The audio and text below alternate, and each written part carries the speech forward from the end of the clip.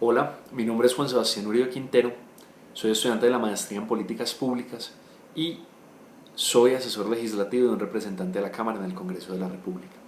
El tema que quisiera trabajar en este ejercicio de liderazgo público es el hacinamiento carcelario que existe en Colombia, en un punto muy específico, y es cómo la imposición de medidas de aseguramiento en medio del proceso penal ha aumentado el hacinamiento carcelario, y cómo la racionalización de la imposición de estas medidas, o bien un instrumento que permitiera la revisión de las actuales, posiblemente podría impactar el hacinamiento carcelario en el país. Vale aclarar algunas cosas para contextualizar el problema. En primer lugar, se le llama sindicado a la persona que hace parte del proceso penal, que está acusado, que está en una investigación, pero que aún no ha sido condenado. No se le ha encontrado ni inocente ni culpable.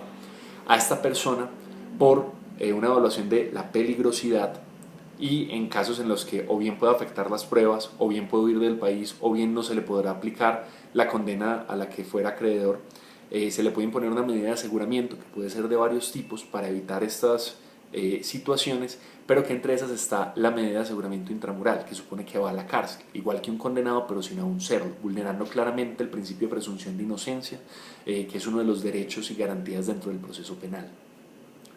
Actualmente en Colombia existen cupos para 80.000 personas en el sistema carcelario. Sin embargo, hay 125.000 personas que se encuentran en la cárcel en este momento, lo que representa un hacinamiento carcelario del 56%. De estas, 39.000, casi 40.000, que representan el 35% de toda la población, son sindicadas. Por lo que, si lográramos disminuir el número de personas sindicadas, ojo, garantizando los derechos que ellas tienen, quizás podríamos solucionar algo del problema carcelario que existe en Colombia. Con algo que hay que entender, y es que el problema carcelario en Colombia es muy grande, tanto que desde 1998 la Corte Constitucional declaró un estado de cosas inconstitucionales del sistema carcelario en el país. ¿Qué quiere decir esto? Eso es una declaratoria que hace la Corte en temas en los que hay un problema estructural tan grande y una vulneración de derechos fundamentales y constitucionales de las personas tan absurda que se requiere una intervención integral por parte del Estado para solucionarlo. La respuesta en 1998 fue ampliar los cupos carcelarios que existían en el país, lo que supuso que de 33.000 que había en esa época se pasó a 45.000 en el 2002 y se llegó a 120.000 en el 2013. Sin embargo, a la par, aumentaron el tiempo de las penas y la cantidad de delitos que existen en Colombia, por lo que de 44.000 personas que existían en 1998 se pasó a 120.000 en el 2013. En 15 años casi se triplicó la población carcelaria. Para solucionar el problema ha habido varias intervenciones, específicamente en el tema de medidas de aseguramiento. Ha habido instrumentos legales que se han intentado pasar por el Congreso, como la Ley 1760 de 2015, que buscaba precisamente una racionalización de la imposición de estas medidas.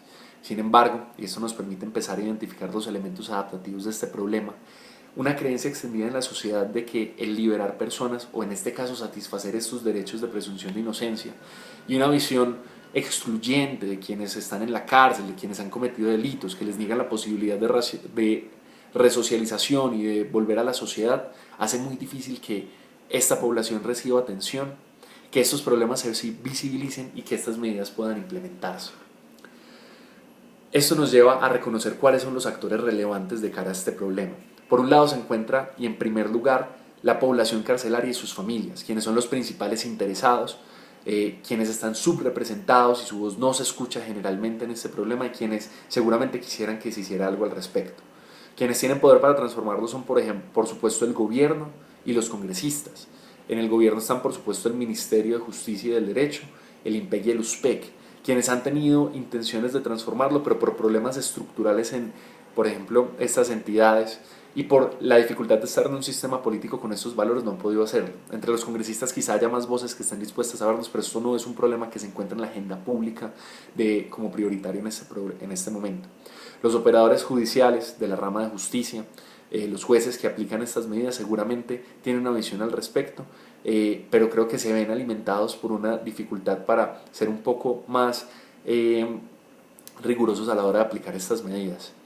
Asimismo está la academia, que ha sido una gran defensora de intervenir este proceso, y está la ciudadanía general, que creo que es la que, en una creencia un poco pasiva de, como lo mencionaba ahorita, la peligrosidad que está asociada a estas personas, quizás verían con ojos malos que una medida de este sentido pasara. Sin embargo, creo que es fundamental que este tema pueda tratarse, se pueda poner en la agenda pública y se pueda mostrar que representa un tema de cumplir los derechos y que son garantías que al final nos benefician a todos. El que podamos mejorar la situación carcelaria en el país y ser un poco más conscientes a la hora de la aplicación de aplicar estas medidas judiciales. Ese es mi problema, seguirá la investigación y la idea es continuar con el trabajo. Gracias.